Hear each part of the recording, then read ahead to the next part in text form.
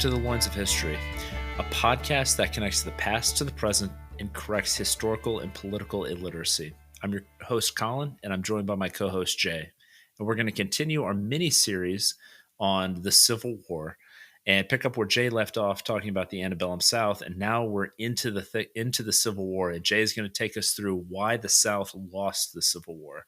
Before Jay gets into the key takeaways, I want to give a couple shout outs to some comments we had on YouTube, actually, to Robert Stewart and David McLeod. And David, thank you for correcting us on Birmingham, but we're going to have to correct you that Jay and I are both native Southerners, and we have been here since pre-18th century. So our families go back way, way, way back in the Southeast. So got to correct you on that point there. But Jay, we're glad.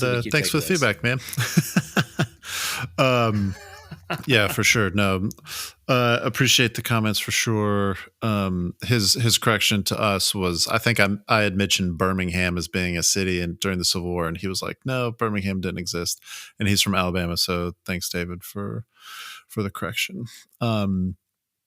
Just as a quick recap, last episode was really a summary of what the Old South was as a culture and kind of arguing for it existing as an independent civilization, not merely politically speaking as it did during, the Civil War, but in terms of its culture, in terms of its structure, in terms of its economy.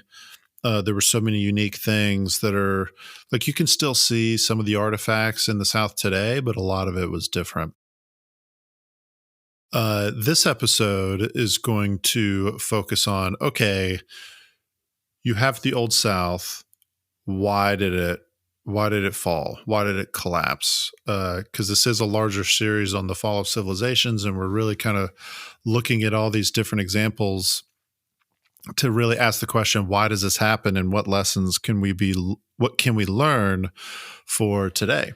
So obviously everyone knows about the Civil War, and this episode is not going to be a recap of the Civil War.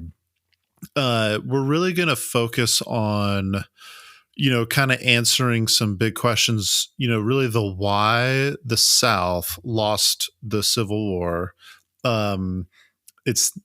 It's going to, we'll touch on why the North won, but again, the series is on why the South as a civilization fell. So 3 key takeaways for this episode. The first one is the South had failed to modernize over the 1800s. Number 2, the South let its prejudices get in the way of effective warfighting. And number 3, the South had lost its way of life during the Civil War.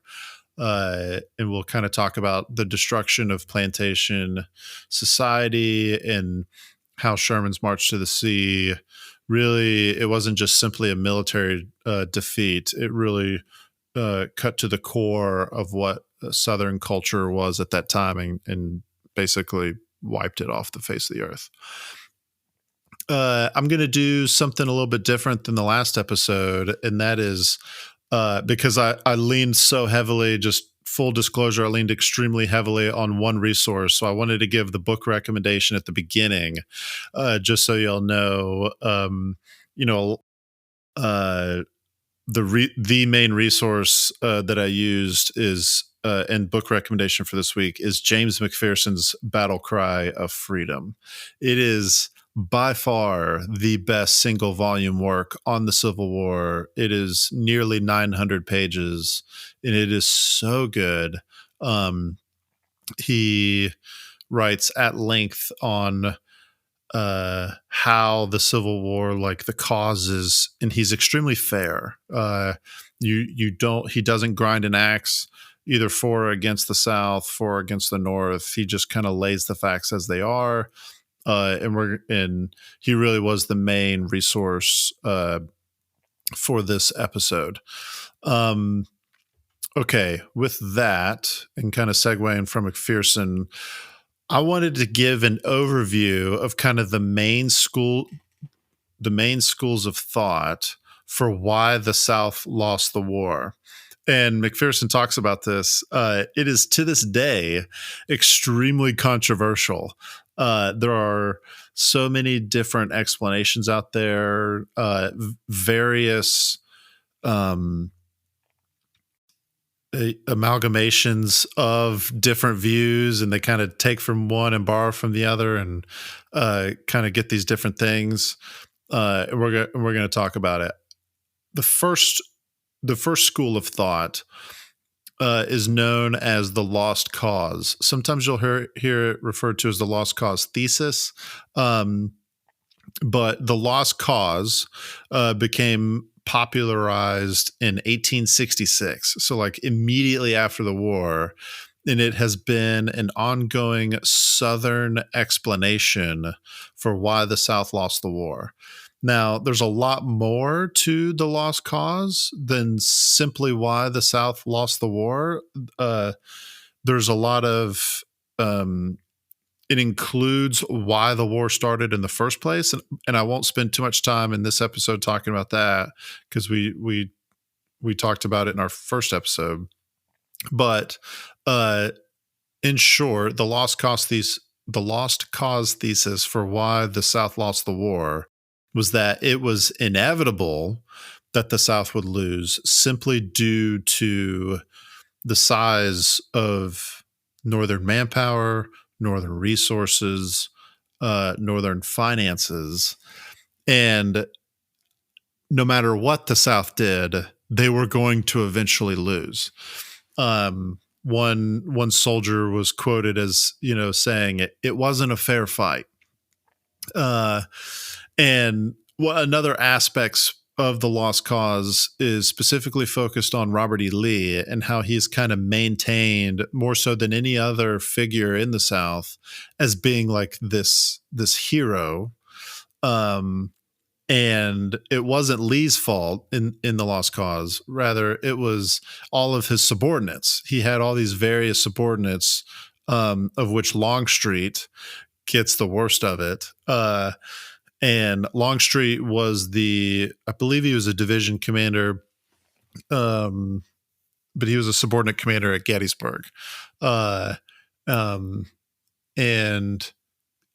after Jackson was killed at Chancellorsville, Lee really didn't have that main subordinate that he could rely upon, and Longstreet kind of filled that role and didn't do so great, as the lost cause articulates. I'm going to go through all of these causes, and then I'll kind of come back and kind of talk about what my view is, what our view is, and what McPherson says. The second school of thought for why the South lost the war is the internal weaknesses school of thought.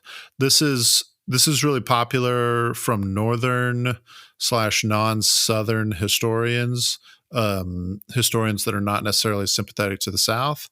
And they kind of see it as like, yeah, the North was superior in a lot of other, metrics, but the real reason why y'all in the South lost that war was because of your internal weaknesses.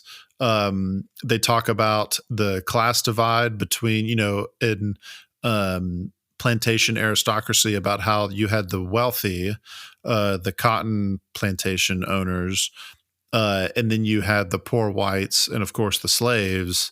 There was this large disparity, and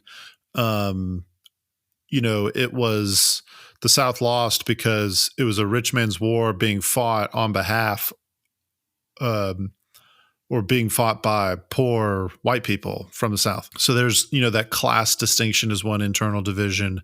They point to the moral weaknesses, from a religious aspect. Both sides in the Civil War claimed a religious superiority, that they were fighting on God's side.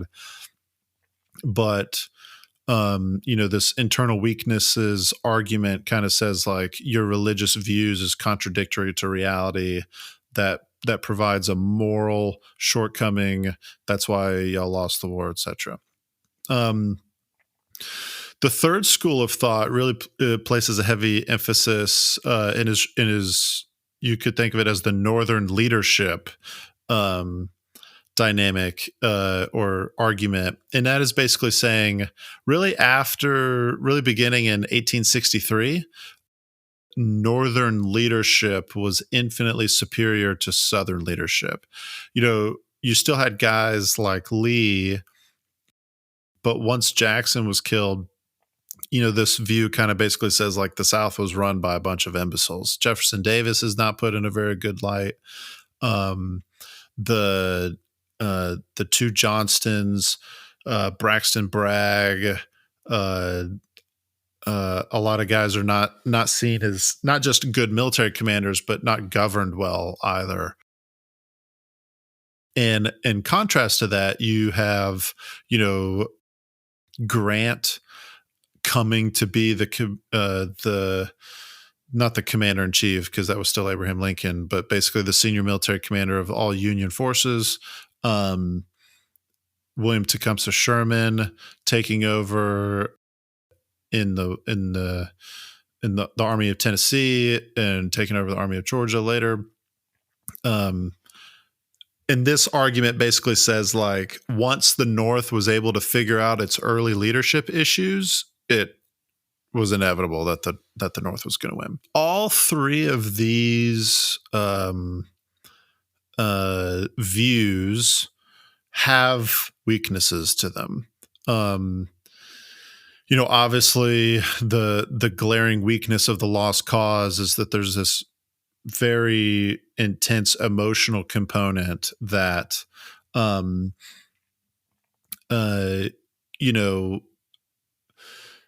it refuses to look at the South's own issues, and it just says like we lost because it wasn't fair. Victor Davis Hanson, in his book Ripples of Battle, gives a really good example of this, the specific thought, and talks about how just it's emotionally compelling, but it doesn't really stand up to the facts. At the Battle of Shiloh, which was in Tennessee, and it was really the first battle that Sherman got acclaim at, but it was a outnumbered Southern army went on a surprise attack and completely surprised Grant at the time, had Grant reeling. And the Confederate general in charge was a guy named Albert Sidney Johnston. And right at like the crescendo of this battle, Johnston gets shot in his leg, and he later bleeds out and dies. And essentially what that did is that kind of sucked the wind out of the Confederate army, says the lost cause thesis. And the people that were his subordinates were a bunch of idiots because Johnston had led the surprise attack. Everything had gone really well for the Confederates at that point, but then Johnston died. A single bullet hit him in his leg, bled out. And then almost immediately after that, the next day, Sherman goes on the counterattack. You have the Union Army just reinforces itself and then completely obliterates the Southern Army after that. And the lost cause thesis, as Hanson writes, basically says like, man, if Johnston just wouldn't have died, they would have won that battle. And if they'd have won that battle, then Sherman's march to capture of Atlanta and Sherman's march to the sea would have never happened, because they would have gotten bogged down in Tennessee, and and if Sherman's march to the sea would have never happened, blah, blah, blah, we could have won the war. And it was only because Albert Sidney Johnston got shot in the leg and it's just this very romantic, like, oh, we were so close. Well, had Jackson not gotten had Jackson not gotten shot by his own troops at Chancellorsville was a masterstroke battle for Lee and Jackson, but he was killed by his own troops. And then you think in Gettysburg, kind of similar to Shiloh, like the first day, the Confederates had the Union reeling back into the city of Gettysburg, and they were in, I'm trying to think how it was initially described. It was basically just pulling back in a disordered retreat and withdrawing back Yeah. into the city.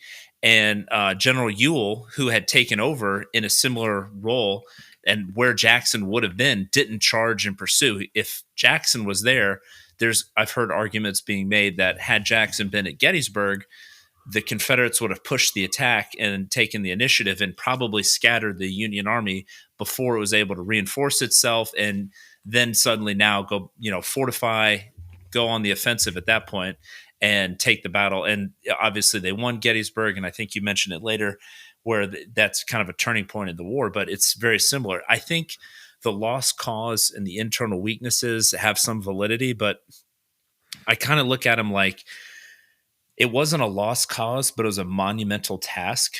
And for internal Hmm. weaknesses, you mentioned plenty of other smaller nations have won. Well, yeah, but most of them don't win, right? It's like the Mm. majority of small nations being attacked by a larger one lose, like 9 times out of 10. And that's why we recognize that the ones that did win, the United States is a perfect example of that. And I'll kind of compare the U.S. Revolution against the British to this later, but I think Mm. they missed the point that, like in the lost cause, like, no, it really wasn't a lost cause from the get go. There were some very difficult conversations between Lincoln and Grant and his generals. There was points where the Union thought that they may not win this war. They thought it was going to be quick. At the Battle of Manassas, there were Union spectators who came to watch the Union rout the Confederates because they thought it was going to be one battle and over, and they were routed at the battle. And then with internal Right. weaknesses, I mean, there were a lot of inept. I don't even want to say inept, but Confederate generals who were not up to the task because it was such a monumental effort. You needed generals like Lee and Jackson and Johnston and all of these others to stay alive during the course of the war in order to finish it out. Because we may look at it at the Battle of Shiloh and say, well, Johnston, these other idiots took over for Johnston when he died and they couldn't win the battle. It's like, well, it's not like common sense to think of how Johnston would have fought the battle and how he would have pursued. And Right. the average general would have lost that battle handily, probably. Yeah. So I think that's the kind Well, of I think perspective we even have to have with those first two. yeah, and I think Hansen makes this argument. It's even if Johnston would have survived, they still probably would have lost that battle. But the whole like emotional impetus behind the lost cause was just that it was like, we were so close and we just got, it's not that we the South, the Confederacy was doing anything wrong. It's that, all of these things outside of our control are why we lost. And I think that is the fallacy behind, and what's not helpful. Um, if you refuse to accept that you actually made some mistakes, you're never going to fix your mistakes and you're never going to be able to get beyond that. Which is kind of, in a sense, that's really my main argument here in talking about the fall of the Antebellum South is it, it has this tragic component to it because it didn't have to happen. There were several, almost infinite number of decisions that could have been different. And the South could have maintained its way of life in different ways. But instead, there were poor decisions made. And then in retrospect, a lot of Southerners refuse to acknowledge what those poor decisions were, and nothing gets solved that way. Mm. Kind of moving on to go ahead. Sorry. I was going to say, and then the gradual development of superior Northern leadership, I feel like that's extremely biased. I mean, the leaders that were in the Union generals were, it's not like they just appeared out of nowhere. They just materialized out of some ethereal vapor of liberty and Union greatness. It's like Grant and Sherman, they were generals within the Union Army from the beginning. They were promoted after Right. incompetence. Many of the generals beforehand were fired by Lincoln personally, like after Fredericksburg and other terrible campaigns that were being waged. But they were part of the Union Army. Like they were part of the massive force. And I Yeah. mean, most of those generals also served alongside the Confederate generals in like the Mexican American War and others. So like they were basically all peers together and probably knew each other. If the Civil War hadn't happened, they probably would have been friends and on like first name basis with each other, dating back to their time at West Point. Right. Yeah. I mean, I think they were friends and on first name basis with one another before the war, um, and probably corresponded with each other after the war. The next thing I want to do is to kind of summarize what McPherson argues. And he doesn't call it this, but I'm going to call it his contingency view, because his main argument is that the main weakness of the three earlier versions that we just talked about are that they lack a view of contingency, i.e., they kind of see everything as inevitable. And there's this fatalistic aspect, which is extremely common in the historical profession, to kind of see, things as inevitable, because you just naturally look back on it in hindsight and think like, oh, of course it was supposed to turn out that way, blah, blah, blah, blah. And I think McPherson rightfully argues for, no, we don't have to be fatalists. We can actually say, like, there was a chance. There absolutely was a chance that the South could have won the war. And interestingly enough, like, it's kind of weird that Southerners say, like, there's no way we could have won the war, because that's kind of like putting yourself down, whereas the contingency view says, like, no, you could have won. There were chances. There were plenty of chances. And some of it were inside your realm of control, and other things were outside your realm of control. And it's just complicated and it's messy. And what McPherson does is he kind of outlines basically four key points that define the conduct of the war. The first one kind of determined that it was going to be a drawn out war, and the next three kind of determined that the Union was going to win the war as things gone on. But at all four of these points in time, it wasn't inevitable. Like, it could have gone either way each time. And of course, there's a host of other points in the war that could have impacted. But his main 4 points that he sees as being like the key points of the war are the summer of 1862, when in the northern, theater, the Virginia theater, Lee and Jackson's victories, and Generals Bragg and Kirby Smith in the West, they kind of checked some early Union advances. Those Southern victories ensure that the war was not going to be over quickly. That's point number one. Point number two is the fall of 1862 at the battles of Antietam and Perryville. Those battles were losses for the Confederacy, but there were also some key diplomatic and political outcomes of those two battles. The war had been basically going on for less than 12 months. The Confederacy had scored some early victories, but at Antietam and Perryville, it was like, maybe now the South's not going to win a quick victory and that kind of thing. And the South could have won in the same way that the North could have won at Bull Run and Manassas, but they didn't. Well, it's interesting. Like at Bull Run, if you look at a map to look at how close Manassas is to the capital, I mean, it's like less than 50 miles probably to the capital. Just off the top of my head, it's like 2 days ride probably. Like the army could have been there in 2 or 3 days. So like after that battle, there was a legitimate fear of the Union. They were actually, some of the forces were retreating back into DC. So there was like this, holy cow, like the Confederates just won.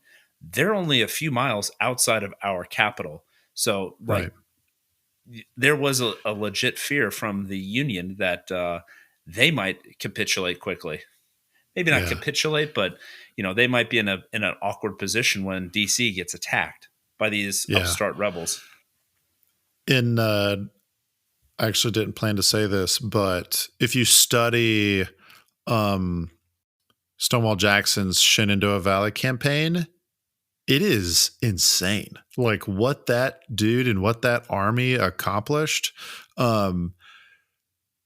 shocked everyone. It is one of the most impressive military campaigns, definitely in American history. Europeans, which at that time they definitely snubbed their nose at the U.S. military, um, they studied Jackson's Shenandoah Valley campaign. Just his ability to not just survive, but completely decimate larger Union armies was so impressive. That wasn't inevitable, right? Like to the contingency point here, it's like the fact that he accomplished that is insane, and literally nobody can look back on that campaign and go, it was inevitable. Like no, it was you know a Southern army beating Union forces time and time and time again, um, uh, fair and square. So it's kind of like the lost cause argument doesn't accept that and kind of goes like, oh, it wasn't a fair fight. It's like you guys schwacked them there in the beginning. Um, the other two things, real quick, in the fall of '62, like what Antietam and Perryville did was, you know, certain European powers, Great Britain most notably, um, were not exactly on friendly terms with Washington D.C. at that time, and prior to, um, the War of 1812 wasn't that far removed, um, and when the Confederacy was trying to cozy up with those European powers, um, they were considering it, everything from like supplying arms to actual intervention. But when the South lost at Antietam, they were kind of like, we don't know how this is going to turn out. So um, McPherson argues that Antietam and Perryville kept Europe out of the war. It prevented Europe from recognizing the Confederacy as an independent state, which would have been huge. And that obviously, helped the North out quite a bit. And the last thing that happened in fall '62 was the elections. So there was a congressional election that, the war had already not turned out the way. And the Democratic Party was alive and well in the North at this time. It wasn't just like Republicans having a monopoly on politics. Like, the Republicans won one presidential election in 1860. 1862 is not that far removed. And the quote unquote peace Democrats were very much in favor of an armistice. And they wanted union, but they didn't necessarily want to wage the war that Lincoln was waging.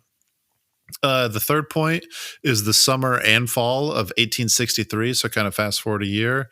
You had three main battles that occurred. You had Gettysburg, Vicksburg, and Chattanooga, kind of the main three, three areas. So like Vicksburg was the precursor to the taking over Mobile Bay. Chattanooga was the precursor to taking Atlanta. And Gettysburg, of course, was,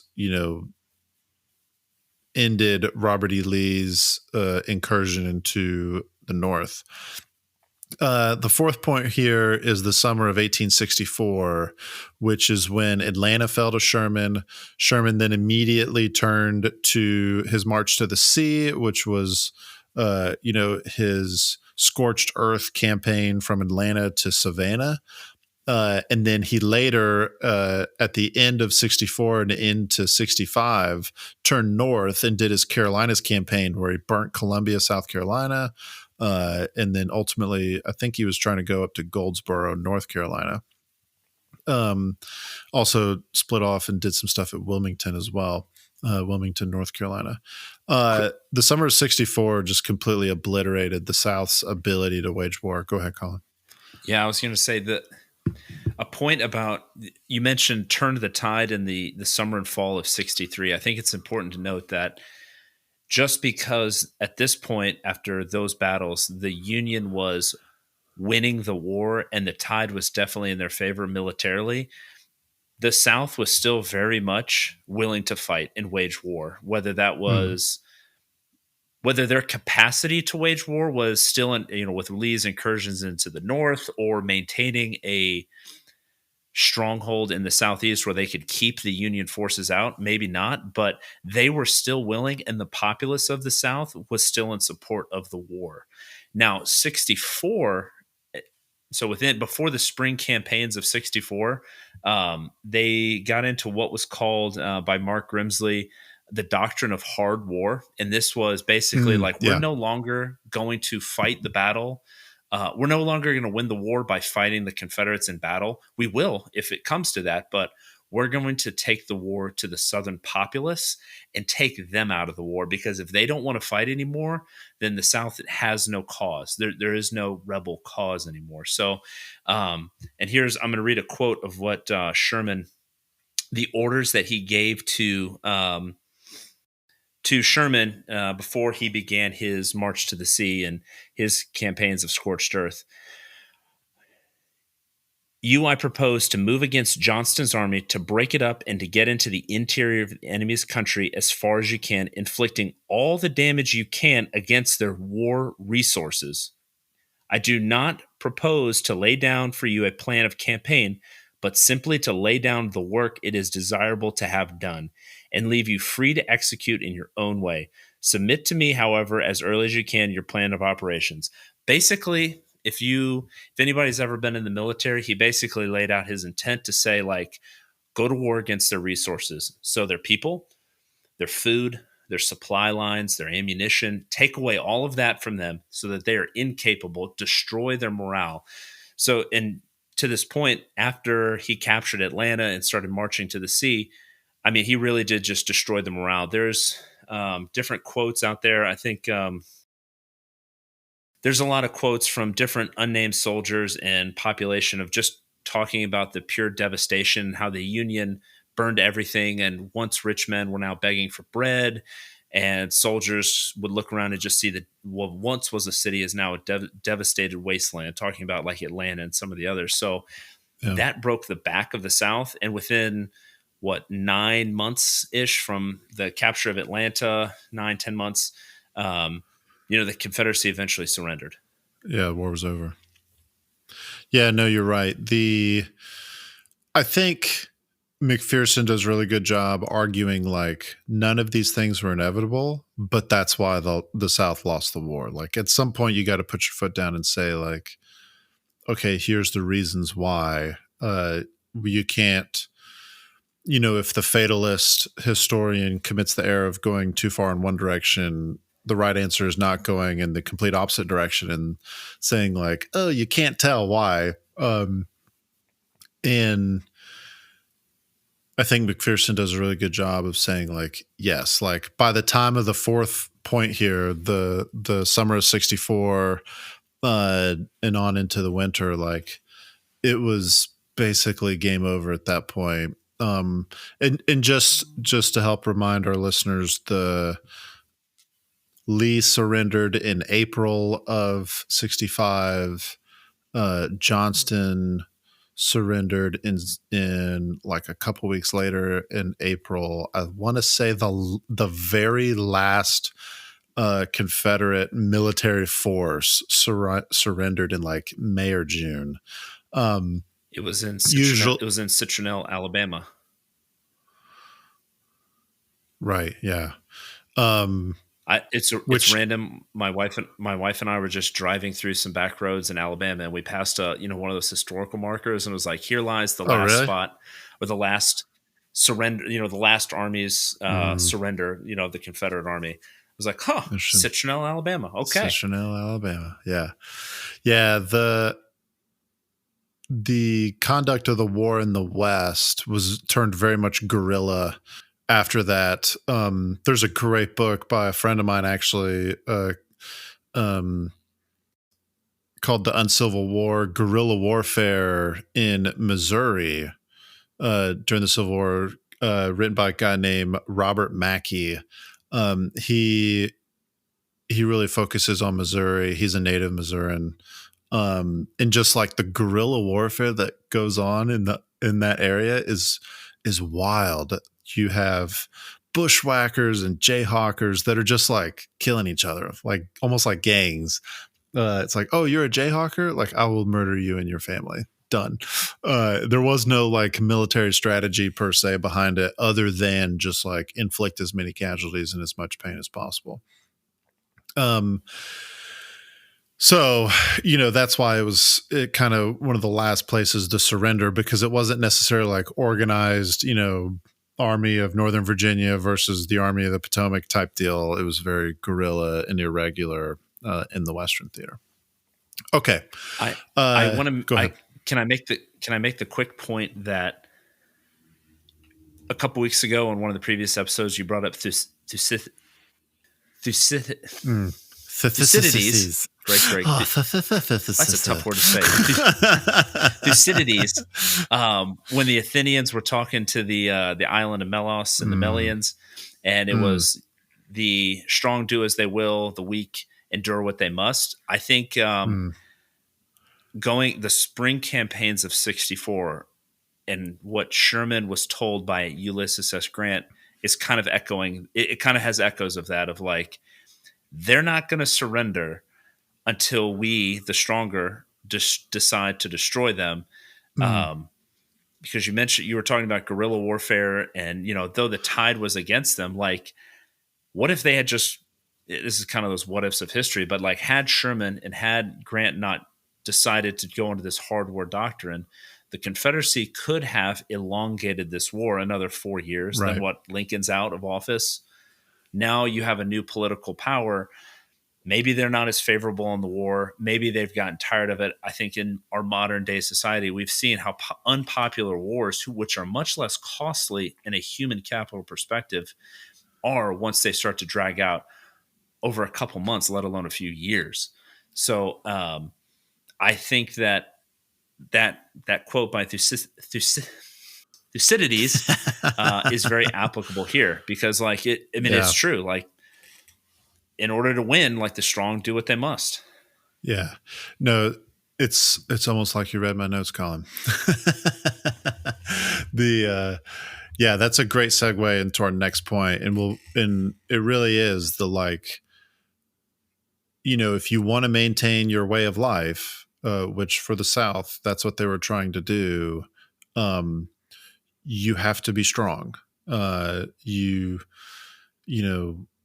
You can't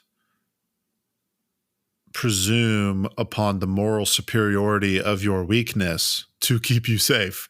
And when I say weakness, I mean, like, if a foreign, from the Southern perspective, if a foreign power calls up 75,000 soldiers to come invade your country, and if you're not able to respond, that's a weakness, or at least respond in an enduring manner. They responded initially for sure, but they obviously lost the war.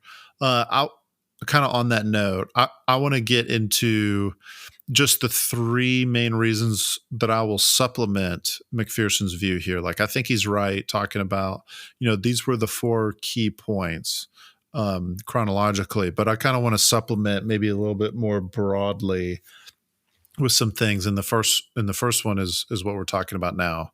And that is, the South did not modernize. And I mean that in the broadest sense, not possible, but in a very broad sense. Like, it wasn't just modernized culturally. There's a great, I can't remember if I mentioned this in our last episode, but in the movie Gone with the Wind, Rhett Butler's character kind of walks in on this Southern gentry meeting where they're talking about, like, there's going to be war. Like, Lincoln's called up the 75,000.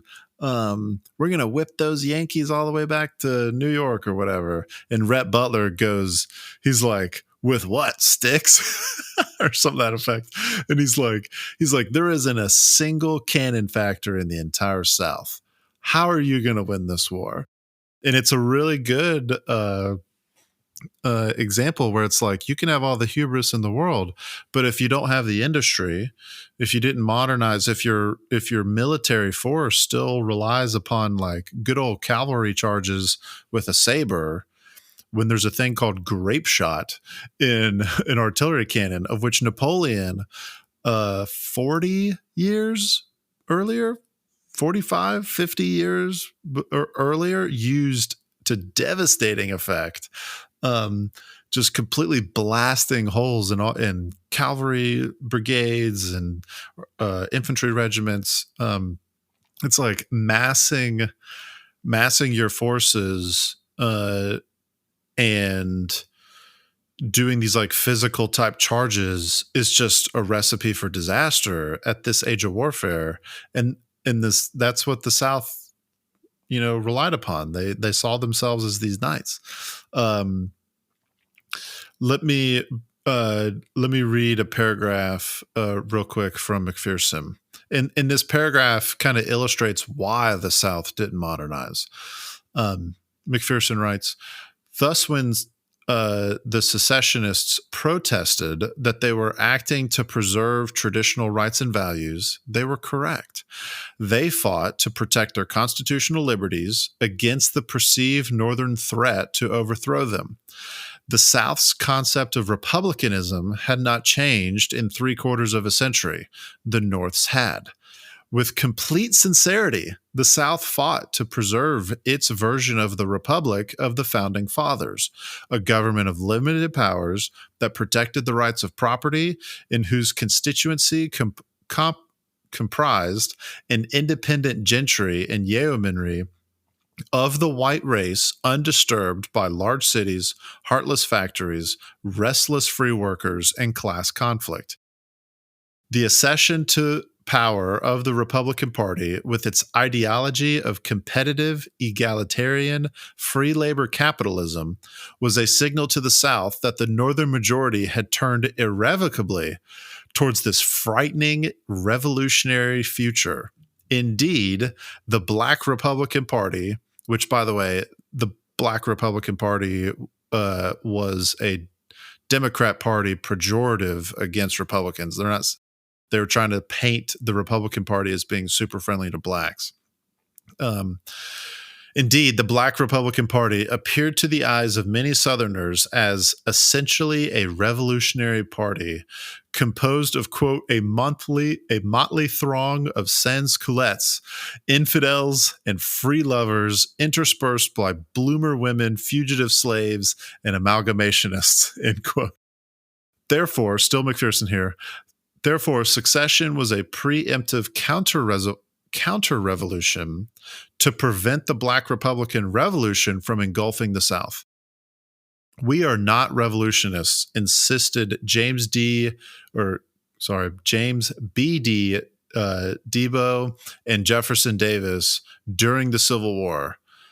They said, we are resisting revolution. We are conservative. I think this is a very good and very fair paragraph talking about like the South didn't modernize because it saw modernization as a threat, and it saw the changes that were coming with the Industrial Revolution and the social reforms that were coming with that as terrifying to its way of life, and they intentionally didn't do that. The unfortunate reality, unfortunate from the Southern perspective, was that modernization gave the North a significant advantage in the war that the South just wasn't able to overcome. I think, if I was to argue against myself here, it's like, at the end of the day, okay, the South didn't modernize, but the Southern way of life at that time was still superior from like a moral standpoint. Like it was morally better. And the wage slaves up north had a terrible way of life. And just because they were more powerful doesn't make them right. It doesn't make them better. It just means that, um, especially when couched in religious terms, this view of like, oh no, we're supposed to suffer, like the righteous suffer. And it doesn't, the fact that we're suffering, it doesn't make us inherently wrong or inherently evil. Um, my, my only thought on that argument, because it that's fair. Um, but my only thought is like, okay, it still may be better, but at the end of the day, the way of life was eliminated. Like if I still can't give up the ground to say like if you want to maintain your way of life, you need to be able to defend it and defend it with force as necessary. I'm not trying to make an argument that the South should have won the Civil War. I actually agree with Woodrow Wilson. I was reading again in McPherson.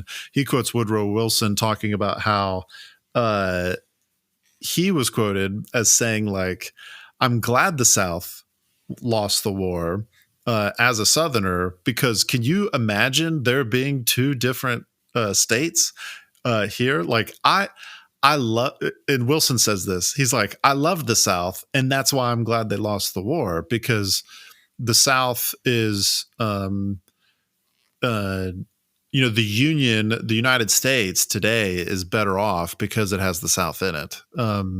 And it was fundamentally a good thing that the Union was preserved. But with all that being said, just kind of thinking about lessons learned here for our fall of civilizations, and like if you want to protect your way of life, you need to be able to defend it, and a very large part of being able to defend it means keeping up with the times. Maybe you should have built an artillery factory in somewhere in the South. Yeah, from a purely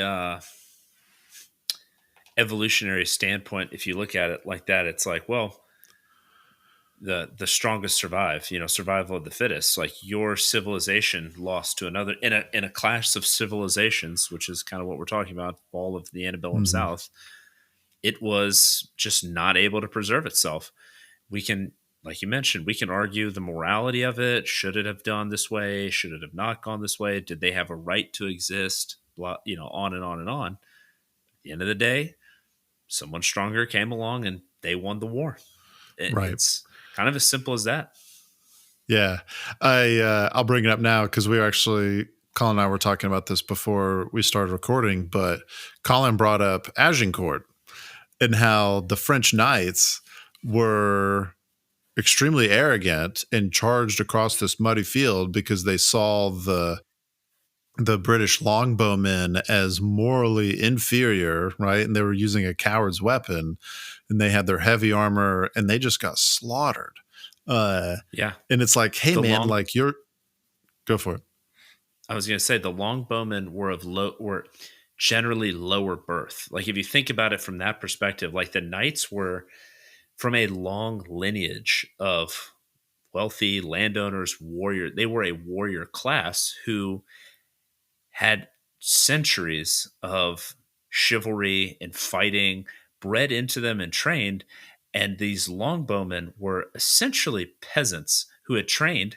It's interesting. Like, I think they've done studies on like the bone structure of longbowmen and how like their Huh. arms, like the bones, even and the muscles were like really thick because it's very difficult to pull back with Yeah. these longbows. Like it's not as simple as people see on like whatever show we watch now, but it's very difficult to pull back, but they're still of low birth. And, that's Right. all the training it took. And it's cheap. You didn't have to be wealthy, but you're right. An outnumbered army, British army, well, English army at Agincourt defeated a superior numeric and more heavily armored and, superior physically, morally, Yeah. whatever you want to call it, army, and they won that day, and it essentially ended like kind of a way of life of knighthood. Like knights were no longer perceived after that battle as these invincible, game changing, military men of it's kind of the end of the middle. Well, it wasn't the end of the Middle Ages, but it was the end of an era as far as knights are concerned. They were no longer feared on the battle as these invincible warriors. Right. Yeah. Give a little teaser to the next series that I'm going to uh, take the lead on. I'm going to be talking about the fall of the French Third Republic. And it's this exact same idea of like, the Third Republic utterly and completely just collapsed in 1940 when Heinz Guderian led his tanks through the Ardennes and completely caught the French by surprise. It was, not just did the French army collapse, but like the entire Third Republic. And Adolf Hitler, went and, had them sign their surrender in the very train car that they made the Germans sign the Treaty of Versailles in. And it's like this extremely like, okay, why did France fall? And their army, like the army did not modernize. They did not keep up with the times. They were still thinking in terms of 1917 and 1918. And it's like, when you do that, you risk you compromise your own self-defense. Okay. Next point here for why kind of my augmentation for why the South lost the war here, and that is Southern prejudices prevented them from making decisions that would help them win the war. The first one, and a huge one here, is that the North started enlisting freed black men in the army shortly after the announcement of the Emancipation Proclamation in 1863. The South, who had way more significant manpower shortfalls than the North did not allow slaves to fight until March of 1865, the month before Lee surrendered at Appomattox. And it's like, that's the most like, especially when you consider, other aspects about the lost cause thesis that I didn't cover there in the beginning, but one of the main tenets was that slavery was benevolent, right? That like it uplifted the station of the black race, and it gave them a better way of life, and that they appreciated slavery, which is obviously not true. But that's part of the lost cause thesis. And it's like, well, if that's the case, why didn't you let the slaves fight to maintain their uplifted station? And it's just like, it's so blatantly obvious that there's this prejudice here. And it's like the North, who didn't have the same manpower considerations. I mean, conscription was extremely unpopular. The movie Gangs in New York's fantastic, but it kind of plays on that theme on, a lot of the wartime measures. Rifles. Right. Like a lot of the wartime measures, even in the North, were not popular, and they let black people fight. And the South didn't do it. And it's like, why? Like, that doesn't make any sense. That's one. Another Southern prejudice that kept them from effective war fighting is that the Southerners were overconfident in King Cotton, right? The cash crop, cotton is king, right? And they were, one of the ways in which that overconfidence was expressed was they thought that Europeans like couldn't live without cotton. And that they would do whatever it took to maintain their access to Southern cotton. Yeah, they were overconfident that Europeans would be desperate for their cotton and would do anything that it took to maintain their access to it. they thought too highly of themselves, and that was deeply rooted in they saw that their plantation economy and their agricultural was like morally superior, and that they thought that that would just win over the Europeans. And that was not the case. The Europeans needed more than that, and they stayed out of it. And they found their ability to get fabric from elsewhere. Um, another prejudice is just kind of like the class distinction. I kind of mentioned this a little bit earlier, but the burden of the war was very much falling on the lower class down in the South as opposed to up north. In one really interesting example of how even in the South they were kind of blind to this view, this prejudice, and that is there was a law called the 20 Negro Law. And when conscription really started in the South, there was this exemption made that if you owned 20 slaves or more, you were exempted from conscription. Well, the problem with that is like all the wealthy Southerners were exempt from conscription, and they didn't have to go fight the war. And a really interesting dynamic here, just to kind of illustrate the difference, is so immediately after, from 1865 to 1871, Paraguay, however we say it, in South America, fought a war against like Brazil and Uruguay and like all these other, like this coalition of other South American countries. And they ended up losing 80% of their military aged males and 50% of their entire population during this war. 80% of their military aged males, like literally everyone in that country fought to the death just to maintain their independence. They still lost the war, but just as an example, 80% died in that war. In the South, only 25% of the military aged male population died in the war. And I'm not trying to diminish the tragedy of that, because as fellow Americans, like that's awful. But it just kind of illustrates that like the fighting age white male population was not as fully invested as it could have been. And the class distinctions there is part of it. Two more prejudices here. Southerners, not only did they look down on African Americans, but they looked down on Northerners, and they saw that they're like, these Northerners, like they're a bunch of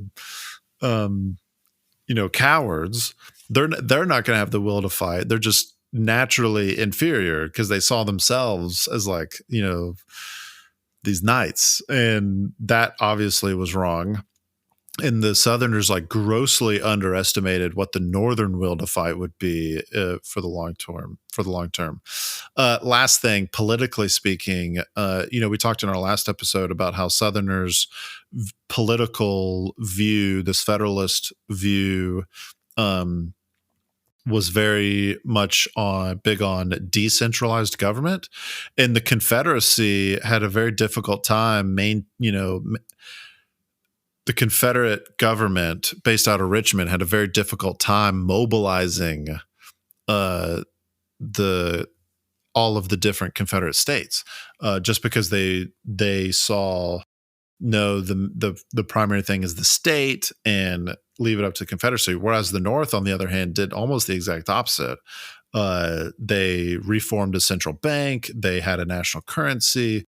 They were, Abraham Lincoln was very heavy-handed in mobilizing the North, and it worked. Like they were able to get a lot of people armed down south, whereas the South was not able to do that exact same thing. All of those things are tied to biases and prejudices that the South just couldn't get past itself, and that's one more reason why it lost the war. All right, real quick here. Fundamentally, and this segues into what our next episode is going to be on. But fundamentally, the reason why the South lost its war or lost the Civil War was because over the course of the war, and especially at Sherman's March to the Sea, the South could no longer maintain its way of life. When Sherman marched from Atlanta to Georgia, he set a precedent that he did in the Carolinas later. We remember Sherman's March to the Sea because there's actually a really famous poem talking about the march to the sea. But in Sherman's own words, his Carolinas campaign was actually more devastating than what his Georgia campaign was. But what Sherman did was, you burn all the barns, you remove all the food, you free all the slaves, you rip up all the railroads, you prevent the states from reinforcing one another, from communicating with one another, and you completely just obliterated its ability to wage war. Those plantation owners, it's like, you don't have a plantation anymore. Like, your way of life is over. And when all your slaves are gone because this army came and they freed your slaves, they requisitioned your horses and your cattle, and you don't have a farm anymore because it's burning. You don't have a market because a market in Atlanta, a market in Wilmington, a market in Augusta, a market in Columbia, a market in Mobile. Like, you can't do anything with your stuff because it's on fire. Your agricultural way of life is gone. And from a more not an ethical moral, but like a morale standpoint, it's like, why am I fighting? The way of life that I sought to defend is gone. Just some quick facts here on just the impact that Sherman's strategy had on just the Southern way of life. There was a really interesting study done. I believe it was actually done in 2020, or maybe right before COVID. Well, it was published in 2020.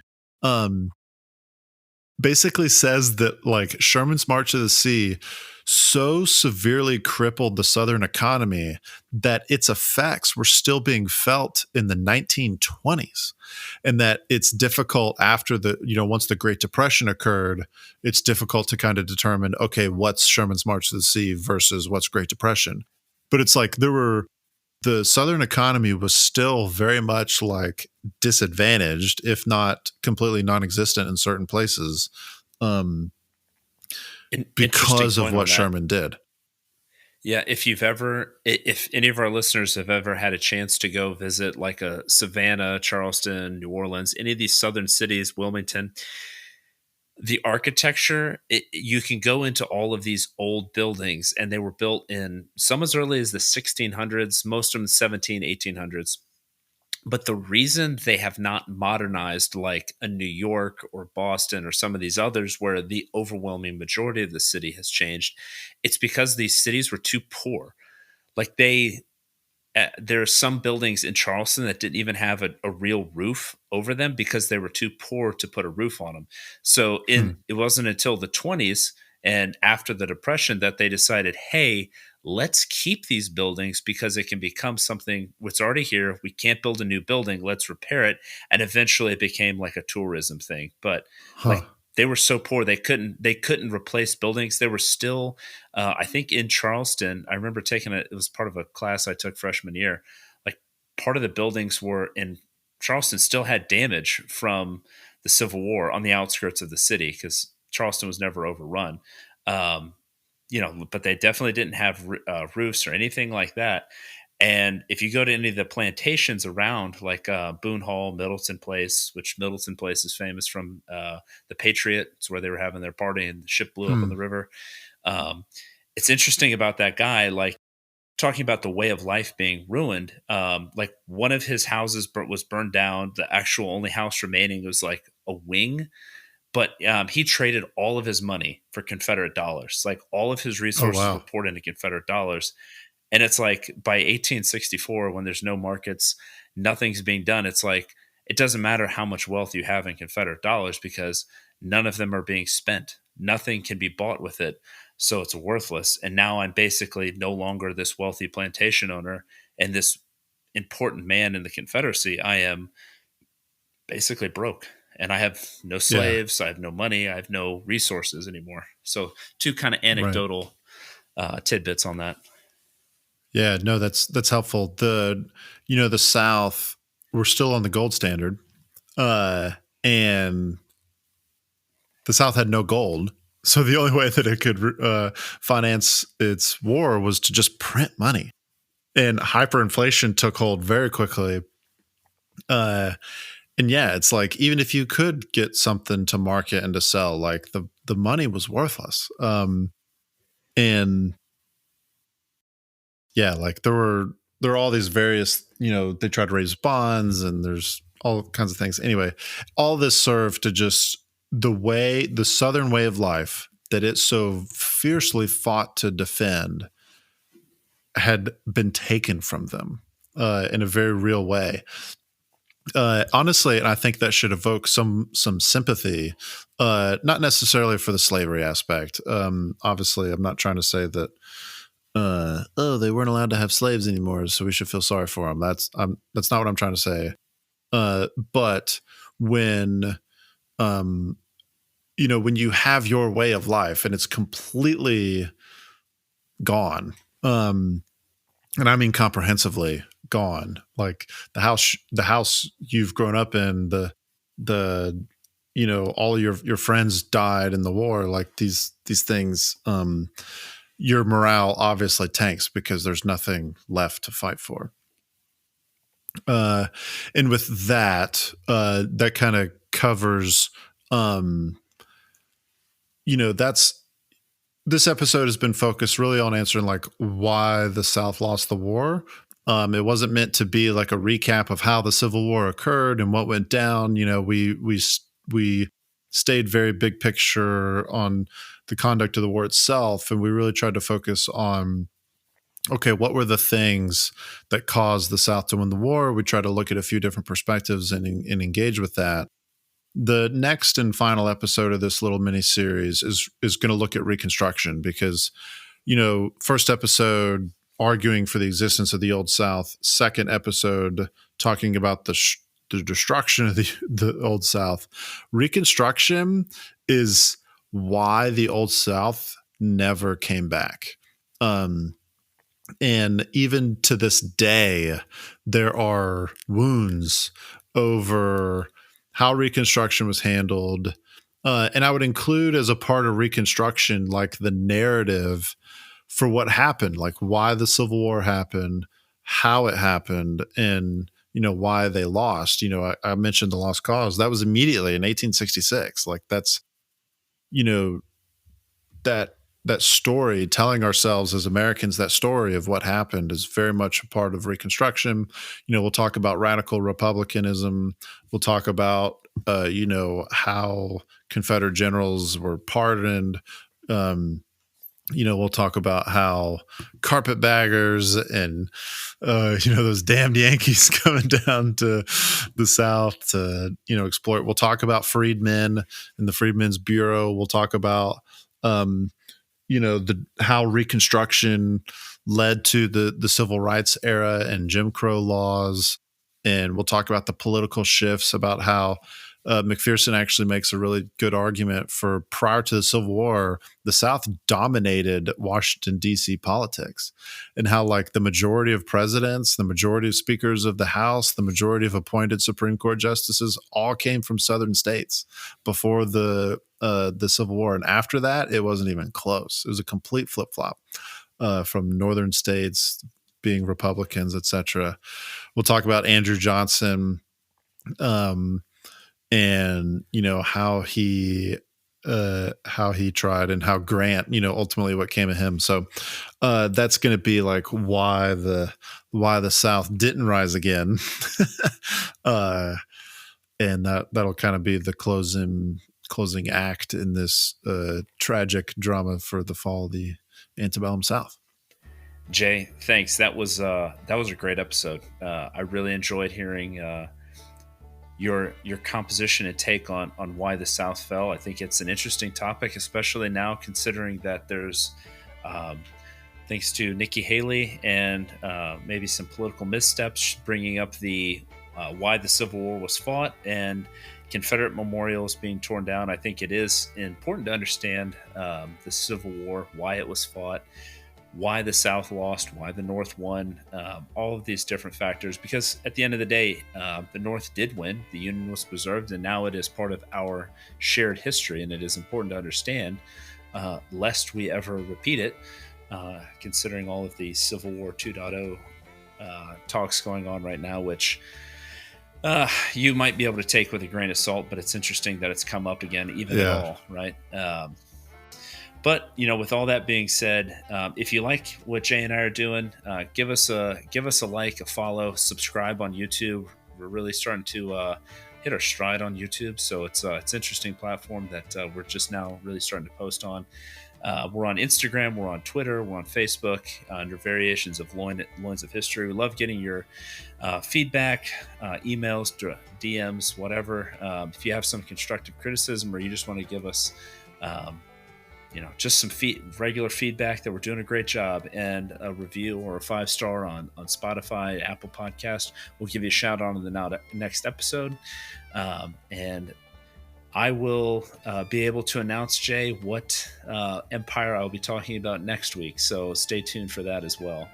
All right. Well, thank you. And look forward to talking to you next week on the Loins of History.